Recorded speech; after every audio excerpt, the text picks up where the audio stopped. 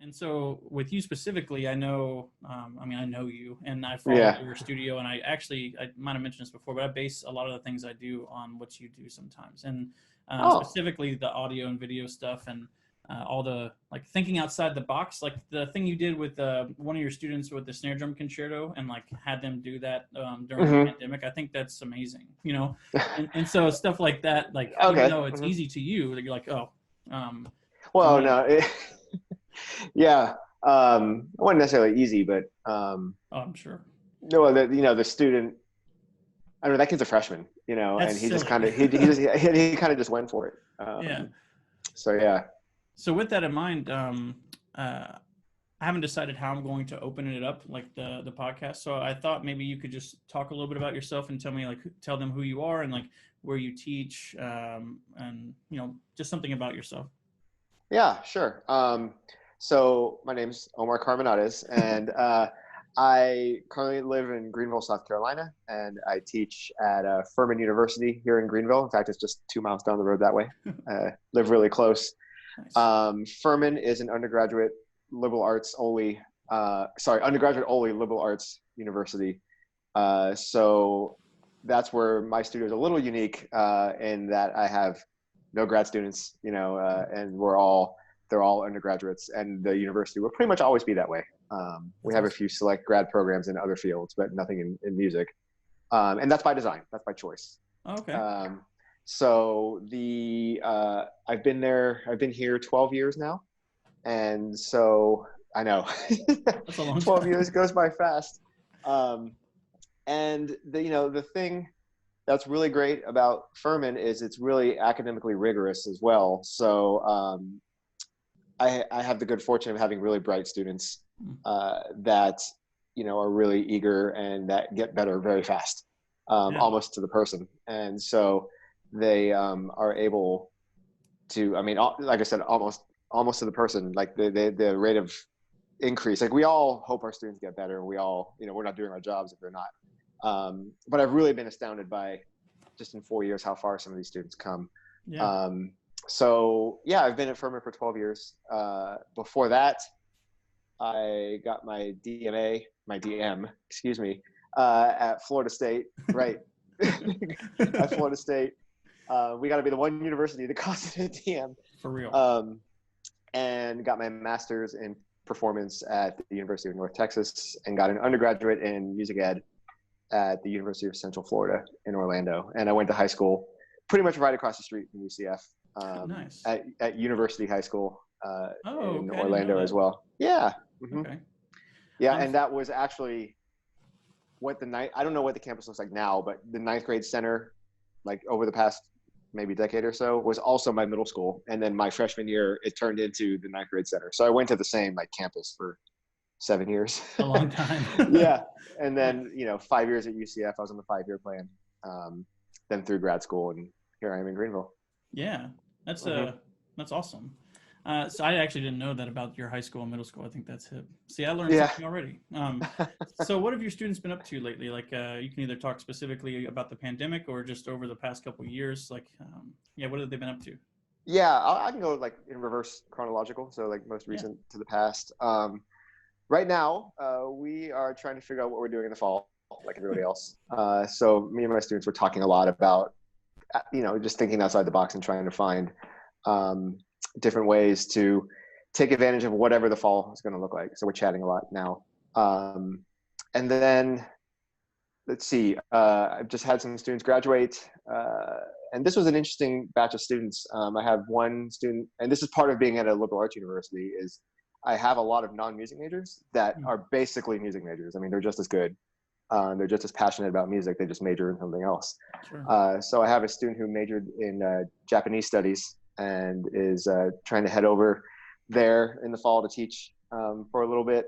That's awesome. He was a great player. Yeah. And I have another student headed to Belmont for audio engineering. So we've got a whole range. I had a student graduate in December with a double performance degree in violin and percussion.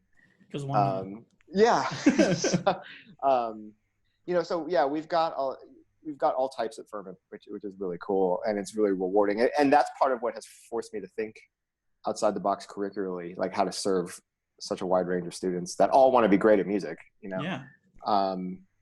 But we do have, you know, moving back a couple of years, we do have students that are teaching local high schools, you know, working with a drumline or working as percussion specialists in the area. And also have students, you know, I've got 2 students at Eastman right now, 1 pursuing a DMA at Michigan. Awesome. So we, like, you know, I've got everything from psychology majors to really high-end performance majors, and we try to cater to all of them to give them the best, you know, experience possible. I've had one of my alums is, I hope I don't get her title wrong. I think she's the head of development for Third Coast Percussion. Ah, that's right. Rebecca McDaniel. Yeah. Rebecca. So she got a degree in sustainability. Oh, okay. Or earth and environmental sciences here at Furman. Yeah. So, you know, I grew up as a straight through the performance tracks, you know, get an ed degree. I realized I didn't want to be a band director. I loved it. I loved teaching, but I still felt like I had something to say playing wise in my undergrad. So I just was like all in on playing because I thought that's what you did. You know, I got 2 more performance degrees, went to the college track, got a college gig, and I was like, yeah, we made my career. And then I sit here in year 12, realizing that I'm learning from my students from their fields, you know, how to bring in stuff from, you know, the sustainability majors or the English majors or what have you, how to bring those topics and that knowledge set into the percussion curriculum. So that's been a real big change for me over the 12 years I've been here, is just not being so hyper focused on getting my students to the best grad schools only, you know, or getting them in, or getting placed into the top whatever programs, you know, teaching. I have such a wide range of students, and I have all 12 years that, you know, I've learned to see success defined in a lot of different ways. Wow. That way here. That's great. That's great. Yeah, thanks. So, yeah, that's good for me to hear too. You know? Well, we all have to hear it sometimes. It's been, you know, and I still get that way when I have my juniors, soon to be seniors. You know, I start going into like, you got to get into grad school mode. You got to get a TA because, you know, the better you do, the better the program looks. You know, I get in that mode too. But every year towards the end of the year, I start looking back and I was like, you know what, this psychology major came a really long way, or this, and you know, that person may. You know, I have a student now who's a psychology major who is thinking about heading off to graduate studies to blend music and psychology together. Wow. You know, just because she wants to. Yeah, you know? That would be interesting to just follow. Right, and those are the things that get lost in sometimes how competitive we get with just how we're bred. Sometimes that, you know, like I said, success for a student is defined in a lot of different ways, and so, you know. Part of what I've pivoted to over these last 12 years is getting away from that mindset of always trying to place students in the top programs, and more doing what's best for the student for the next step, you know? Yeah. And going back to your thing about what we've been doing during the coronavirus, you know, the quarantine and everything. Yeah. That sort of played into that a little bit, you know? I went with basically a really individualized way of doing things. Okay. Which is hard work for me to keep up with everybody. I was going to say, with such a diverse group, like. Yeah. But, you know, there's a lot of trust placed in the students that, listen, I can't keep up with 17 different curriculums. So, you know, for 2 months or however long we were in quarantine, I'm just going to trust that you are keeping up. I may miss something, but, you know, so that was an extension. How we handled the quarantine was sort of an extension of how I've learned to approach the program here at Furman. So, like, what sort of projects? Like, what was a normal day like for you during the pandemic? Yeah. So our quarantine started March 16th, I think. We had spring break, then they extended spring break another week for us to plan, and then there were no classes, obviously, till after that. So the students got a 2-week spring break. We got 1 with a planning week, and you know, that planning week was tough for me because, and for all of us, I'm sure, because none of us knew, number one, how long we were going to be out of school. I remember that. Yeah. I don't think we made the decision for the whole semester to be, you know, distance learning No. until maybe even into the point where we were teaching already. Like there maybe was a chance we'd be back in April or something. So all those unknowns that quite honestly we're still dealing with right now. You're trying to design a curriculum. You're trying to redesign your curriculum, in the middle of March for that, but not knowing how it was going to end. The studio had just gone through a really turbulent couple months, maybe a year. We had a big video audio recording session the previous May, which turned into a performance at PASIC in November. And so there was also part of me that was, and all my seniors were set. They had all gotten their degree requirements done by the time the quarantine hit. So there was a part of me that was like, okay, what can we do curricularly that will advance the students and that will keep them moving along? And take advantage of what online learning is good at, and throwing away and not trying to, throwing away what it's bad at, and not trying to not trying to put a square peg in a round hole, pedagogically speaking. No, that's good. Yeah. So, while still trying to cater to all the different interests of my students, Yes. So what I decided on was like basically the common experiences for everybody was everybody took Norm Weinberg's percussion literature and history course. Oh, okay. I paid for the, whatever it was for the course and the seats in the class. So everyone downloaded that, and we took half the course, but they picked which units. Oh, cool. So there's 6 units, and I said pick 3 because we were at the midterm. When this all happened, it was like, I gotta pick 3. There are quizzes built into that, so just take the quizzes, and I'll read them over and make sure you did it. Yeah. But that will at least help, because we don't have a percussion literature class necessarily, like one that's full term that everybody takes. We don't have something like that at Furman, so this was a good chance for them to go deep into that versus me trying to cover a topic in studio class or something. So you incorporated something new, like something new. Yeah, totally. Just jumped in. Just if we had to adjust, we adjusted as we went, but just jumped in. That's excellent. So there's that, and then those that, I think the performance majors, or those that wanted to. After that. Sorry, it's been a couple months now. No, but after that percussion lit course, there's basically this whole smorgasbord of options for them to pick from. They could write an etude that works on something they needed to work on, so compose one themselves. Wow. Because anyone in the percussion field knows I didn't know what my students had at home.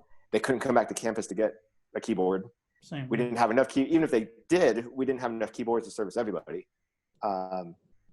So everyone had something different at home. I have students from all different backgrounds and home situations. So some would be able to practice, but some had to babysit young siblings. Some had really terrible internet, Wi-Fi connections. So we decided to go all asynchronous with the rest of it. Okay. And so the composition part was letting them, okay, if you have a pen and paper, you can write an etude. So just write it. I knew everybody had a phone, so it's like you can just video those and send it to me. You can write an etude or a found object composition, cool. Using whatever you got around the house. Yeah. You can do something with the backing track and Logic if you're good at it.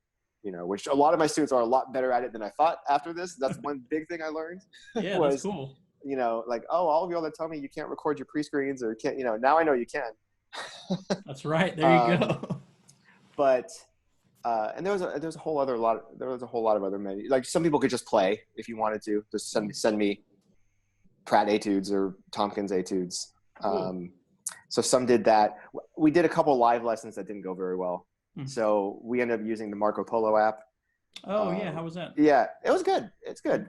It makes like downloading the video is not so great.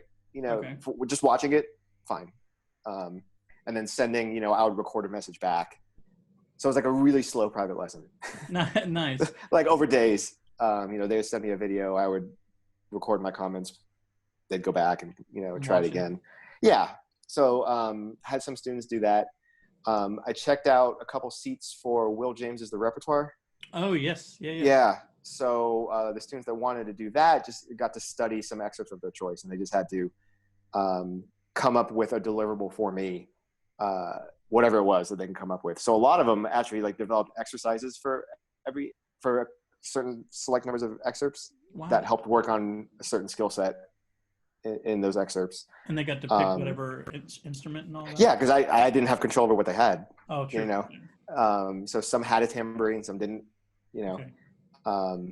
So that ended up, it was basically like the academic year when it's, and this is me maybe getting a little controversial, but the normal academic year can get really stifling from a creative standpoint for the students if we're not careful as teachers, you know, because we're just moving on from concert to concert, lesson to lesson, piece to piece, you know, whatever, that we forget that sometimes as musicians, we have this desire to be creative.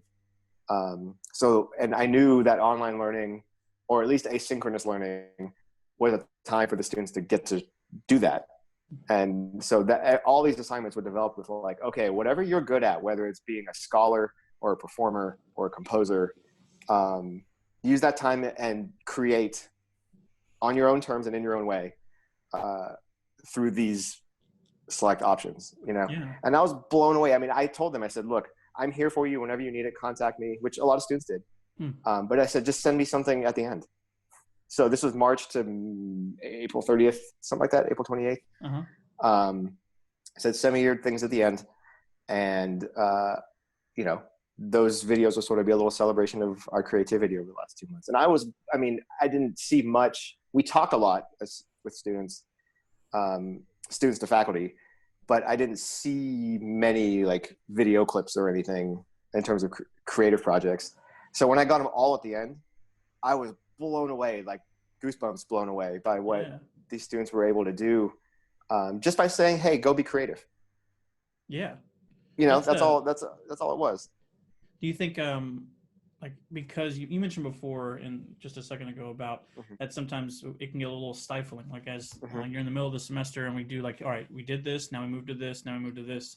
So this was kind of like ice cream in the middle of a dinner meal kind of thing. Yeah. Healthy ice cream. Yeah. Healthy ice cream. Yeah. So do you think, because of that and because you gave them so much freedom, like that's why it came together like that? They were just excited, or like, what do you think? I'd like to think it was a combination of a lot of things. Number one, just how hard we had worked in the previous 9 months through a recording session and a basic performance. Like this was a complete 180, musically speaking. And number two, I think the students were hungry to do something, you know, musically, because the schoolwork in their other classes, you know, the academic rigor here at Furman did not drop during the quarantine. Like talking to my students, they were working really hard. And so they were eager to play something.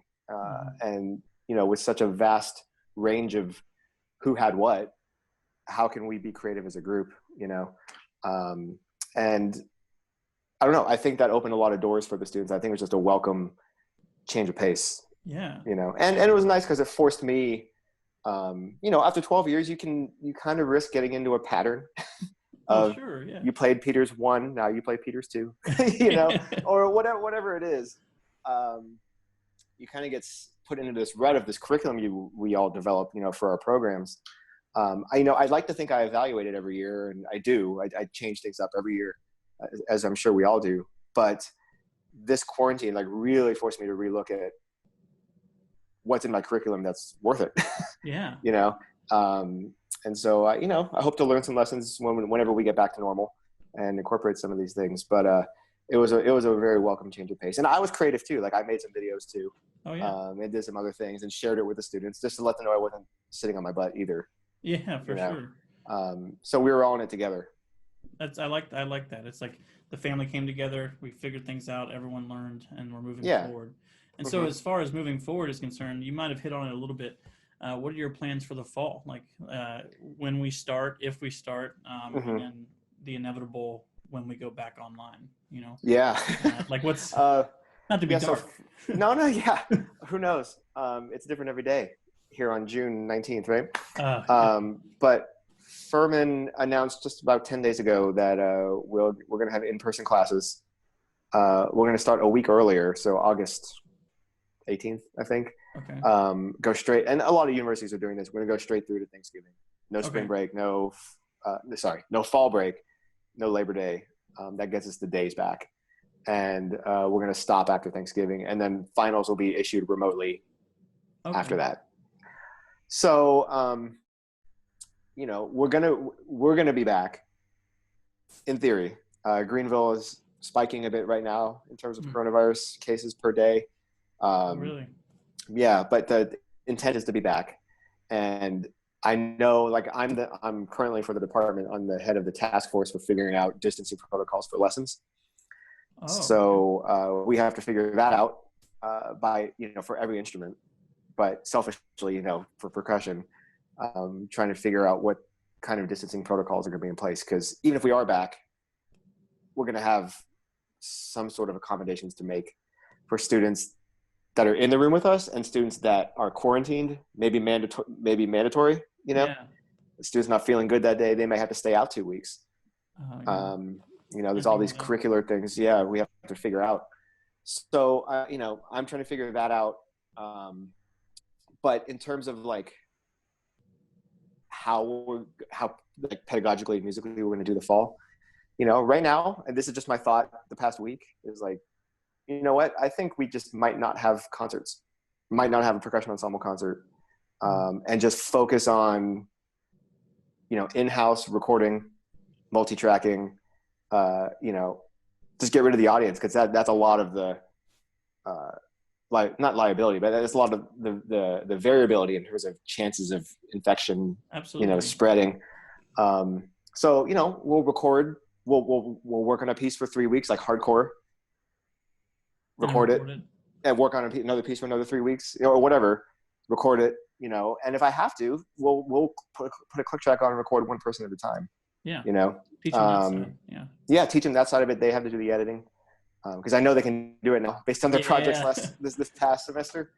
And even if they don't know how to do it, they, you know, teach them how, like all of them, not just people that take an independent study in audio engineering with me, or people that are going through grad school pre-screens, you know, and I'm teaching them on the fly how to do it. But like everybody, let's focus on this, because, you know, the percussion ensemble concerts are sort of a fundraiser for us, but we'll survive. The live concerts is what I mean. But we'll just record, we'll commission a bunch, record a bunch, and by the end of it, hopefully we'll have, like, in my best hopes, you know, 4 or 5 years of like promotional material and things like that. You know, little sound bites and clips and trailers and sizzle reels and whatever else you want to call them. And then have maybe an album to put out, you know, and maybe have maybe we can curate some of the pieces together into a concert that we stream for our parents, you know. I just don't think, I really think we have to think outside the box, all of us collectively, with how we go about our year. Yeah, for sure. You know, during this time, and then take the good parts of that and hopefully keep it, and obviously what's not good is the distance and the mask wearing and all that stuff. Let's get rid of that when the time is right. But there are some really creative things I think we can do that might open up the music curriculum, the standard music curriculum, in a lot of ways that have been sorely needed for 50 years. Yes. You know, and just take the time and say, you know what, heck with it. Let's just do it. You know, because everyone's got a free pass next year, you know, in terms of faculty, in terms of like tenure clock and whatever else and promotion clock. Like this past semester and hopefully next year, we've all got some time. So why not use that time to be creative and experiment and do some things that, no matter the situation, the students will grow the most, rather than trying to just do it the old way in this new fashion with distancing and whatnot. Yeah, it's a chance to really expand. I think so. I hope. Yeah, that's brilliant. Just trying to figure out how to do it right now, you know, and get the gear. You know, I've got enough mics for me, you know, but now, you know, if I want to record a quartet, I don't have enough, you know, AKG 414s to do that. Oh, sure. Yeah. You know, I'd love to. Sure. So, you know, the next 2 months I'll be figuring out, okay, how can we do that and take care of that? And teach the students something maybe that the normal music curriculum wouldn't teach them. Yes. Yeah. You know, make them more marketable. That's excellent. Well, especially thinking outside the box and doing things a little differently. You're obviously doing that as a teacher, but as a person, you've done something that I know about, but maybe you could share a little bit about your upcoming seminar Yeah. that you're doing. Could you talk a little bit about that and like the focus and all of that? Yeah, that's actually, this seminar is actually like an extension of what I learned last spring during the quarantine. Oh, okay. You know, so the seminar that starts in 2 weeks, starts up on July 6th and runs for 4 weeks, is the Composing for Percussion seminar. And like I mentioned, I didn't even think of the thing until like May 9th or something. Like I woke up one morning and was like, whoa, this might be a cool thing to do. You know, because the school year had just finished. We had just had commencement. And I feel like I'd learned a lot of lessons about how to be creative during the quarantine. Both creative in music and creative just with how to teach. Sure. And so maybe this can develop into a summer thing. And my first thought, and always to play it safe, is like, okay, let's develop it, wait a year. Yeah, of you course. Know, come out with plenty of runway to get registrations, plenty of time. But as the seminar developed, it became just too timely to not try and push through right now. Potential financial losses be damned. YOLO. Yeah, but no, it's so the seminar is basically like a lot of summer seminars you'll see. It's an online only seminar, but our difference, I think, is that we built this from the ground up to be online. So even when the coronavirus goes away, this will be online. Okay. And so when you look at other percussion festivals or any summer intensive festival, when they made the online jump, you know, they all made the accommodations they needed to make, rightfully so.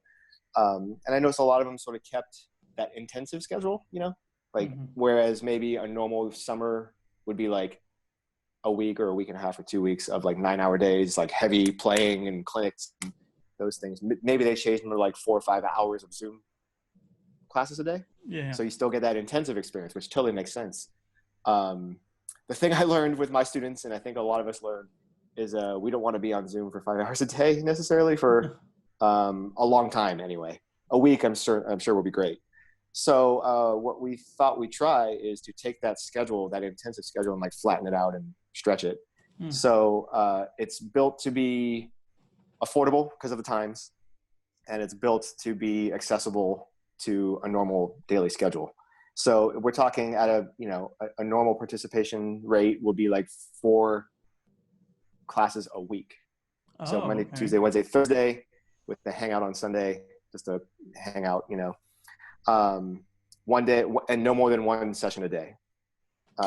So that's why it's so long. That's why it's 4 weeks, is we just took the normal summer intensive schedule and just stretched those hours out. It'll always be at 5 o'clock, so you can work a job and then come home. And every seminar will be recorded. So if you miss one that night, you can stream it when it's done. And then when the seminar is over, if you couldn't attend, you can also buy a 1-year membership like masterclass.com to the archives of all the sessions. That's awesome. So we'll edit the videos together a little bit, and then you have a year that you can go back and relive these sessions or learn from them. And so the faculty is fantastic. Oh yeah. A lot of this, half the faculty was like calling in friend favors, like, hey, this thing's really cool, you want to do this? And the other half would be like, oh, these are people that I've never met but adore their work and would be great to work with them. And the great thing is everyone's schedule is pretty open right now. So everyone was like, yeah, they didn't even think twice. And so the seminar faculty, the ones who will be there all 4 weeks, teaching master classes, having roundtable discussions, and teaching lessons, there's like a marching and a concert component. We're not billing it necessarily as a marching track and a concert track. We have that available, but we really wanted to be a mixing of all these types of genres. We wanted to be open to percussionists and composers of every genre. Yeah. So the faculty is on the marching side is Tom Rarick from the Bluecoats, Rob Ferguson from Phantom Regiment and the Matrix, not the Matrix, and Matrix Indoor Percussion, and Chad Heine, who is an editor at Tapspace Publications and also the program coordinator for the Blue Knights. Wow. And then on the concert side, quote unquote, it's Brian Nosny, our good friend and yep. composer, composer, teacher, teaches at McNeese State University. Dave Hall, again, composer, percussionist, pedagogue from Nebraska Lincoln. And then Gemma Peacock, who, we all know maybe from her piece Death Wish, that Third Coast premiered. She's written for percussion elsewhere, but will provide a valuable perspective because she's not a percussionist by trade. So she writes a lot for percussion, but is not necessarily a percussionist. So that's the 6 that'll be involved all 4 weeks. Cool. Every Sunday we have guest composers that are just going to hang out and talk about what they do for one session. So that's, on the marching side, it's Jim Casella from Tap Space Publications and Santa Clara Vanguard years of old. Jay Bocook, who is actually a brass arranger and a world-renowned wind band arranger, who's just going to talk about collaborating with percussionists and writing, some of the best drum corps shows ever. Yeah. With some of the best drum corps staffs ever in that creative process. And then Matt Filosa and Matt Jordan, who, are good friends of ours, but, work with, they design the front ensemble and the sound design for Music City Mystique. Probably one of the world's most famous WGI groups. Yeah. Then we have Viet Cong teaching, who'll be on the quote unquote concert side, talking about his compositional work. Maria Finkelmeyer, who is, a composer, percussionist extraordinaire, but really specialized in public art installations that are musical. Yeah. And she's done some fantastic work. And then Taylor Ambrosio Wood, who's a video game composer, but a percussionist as well. Who will be, so it's going to be this big celebration of diversity and creativity in percussion. Our keynote speaker, who is giving the opening day talk, but is the whole first week is sort of centered around his music, is John Sothis. Yeah. So he'll be giving the keynote, and I'll be giving a masterclass the next day on my work with him over the past 5 or 6 years the John Sothis Percussion Project. And he'll do the first guest composer hangout on Sunday and teach a few lessons that week to lucky. That is awesome. Yeah, and some lucky, participants that apply and get chosen for it. So, you can. The cool thing is with all that is you can participate starting at $50 all the way up to $550. Wow. So there's levels. There's 6 different levels. Like I said, we wanted it to be affordable for those that just wanted to maybe take a lesson with, Tom Rarick or even I forgot to mention our closing concert. The only concert we're really going to have is Nick Worth, who goes by Galaxy. He's a hip hop artist who plays on a Mouth Station and does some great looping, sampling stuff, and rapping and singing himself. So he's going to teach lessons too to anybody that wants it. So $50 buys you a lesson, and you get different packages all the way up to, if you really want an intensive package, there's the $550 package for the whole 4 weeks, which gets you lessons with the seminar faculty, a lesson with a guest composer of your choice. And if you write a piece of music that gets finished as a result of the seminar, it'll be read and recorded by Fervin, the percussion ensemble, awesome. or Matrix, the indoor line, if you write a rudimental thing. Wow. So we wanted it to be just, something for the times that catered to as many people as we can, that want to be creative in percussion, whether it's a composer or a percussionist. That's super diverse. I didn't realize all of that. That's yeah. It's like I said, May 9th, it was like, let's do this little composing thing. That'd be great for online. Yeah. And then I started getting the schedule together and thinking about, artists, and it just sort of blew up into this big 4-week extravaganza. Yeah. And the beauty about online things like this is there's no overhead. I don't have to feed or house people. So we managed to keep the costs down that way, which is why I think we're going to do it online for the foreseeable future. That's and where do people find information about this? Yeah, they can find us at composingforpercussion.com. And awesome. also on Facebook, Instagram, and Twitter. I don't believe in super creative names. I just like calling things what they are. Yeah. So it's the Composing for Percussion seminar, composingforpercussion.com. Wow, that's excellent. Thanks for telling me about that. I think that's no problem. It's gonna be fun. I hope. We're obviously dealing with a lot of challenges in the country right now, so we want to respect that space too. Yeah. but hopefully this seminar can be something positive that comes out of all this, that celebrates diversity and creativity in this wide world of percussion that we have. Absolutely, man. I think it's excellent. And just hearing the names and what people do, it sounds super diverse and super exciting. So thanks for telling me about that. Yeah, no problem. Just switching gears real quick, just going back to maybe one or two more questions, if that's okay. Mm-hmm. So we've talked about so much, I think, on this interview. You really hit on a lot of things. And I was just curious, as we head into this next semester, what do you think our role should be as teachers? Like, what are we now? Like, what is our job to these students and to ourselves? Yeah, I think that's been one of the great things that if there's anything positive that's come out of this time for me, it's asking myself that, having the freedom to ask myself that very question, and not just doing what I feel like I have to do because it's the way I did it in school, or that's the way that for the Furman academic year is set up, or that's the way the department's set up. I think looking at the upcoming year or years or semester or semesters, I'm really trying to approach it as, okay, let's just call this a blank slate. If we could build a percussion curriculum or a music curriculum from the ground up, I don't think we have any better of a chance than right now to do it. And, or at the very least to try some things that we can then build upon and create a 21st century curriculum. And so for me, that this whole next, however long, we'll be dealing with the coronavirus is going to be about that. It's going to be about finding ways to significantly update the percussion curriculum in ways that benefits the 21st century student, and hopefully the 22nd century student, so that, we're not just teaching them the standards of the repertoire and the lit, which we absolutely should. But then how do we use this time, to create some space? Because everyone has to, our curriculum is the music core curriculum is staying essentially the same. They take music theory and music history.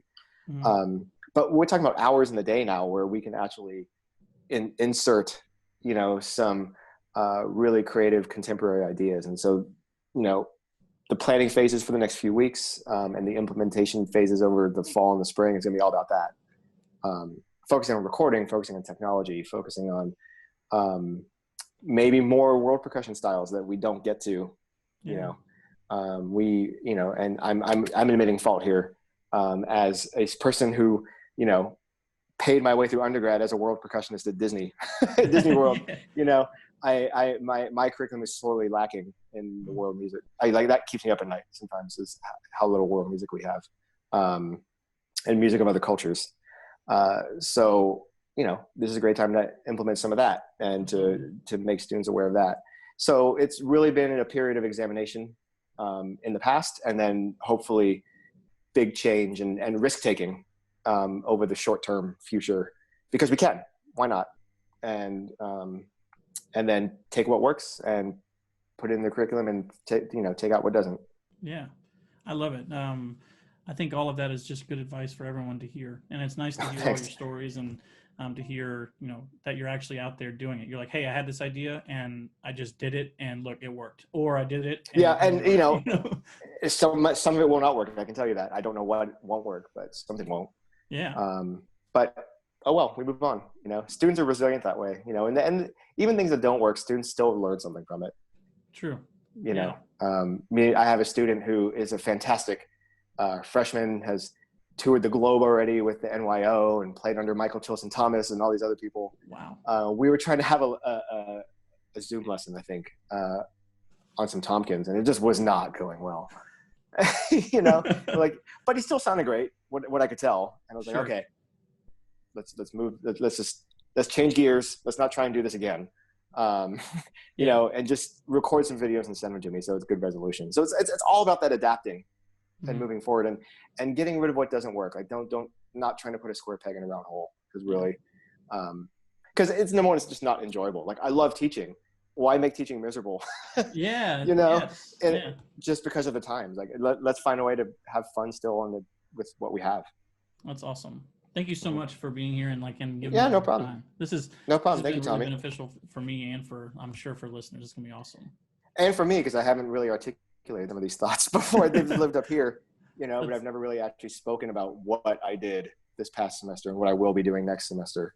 Yeah. Other than just typing it on paper or something, you know. Well, this is super cool. Thank you, Omar. This is awesome. No problem. Yeah, awesome. Thank you. Yeah. I'm gonna stop the recording now. Yep.